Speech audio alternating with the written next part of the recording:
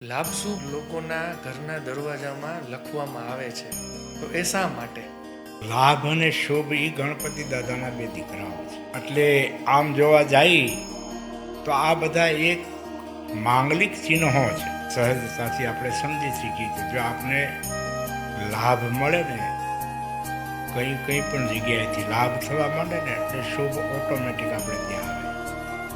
શુભ એટલે મંગળ, અને મંગળ થવા માંડે એટલે શ્રી સ્વરૂપા લક્ષ્મી આપણે ત્યાં આવે. જ્યાં સંસ્કારોનું સિંચન થતું હોય ત્યાં ઉમરા પૂજન હજી હાલની તારીખમાં પણ થતું હોય. અને દિવાળી જેવા ઉત્તમ પર્વ આવતા હોય ત્યારે આપણે સિંદૂર દ્વારા શ્રી શુભ શ્રી લાભનું ચિહ્ન ગેટ ઉપર લખતા હોય છે.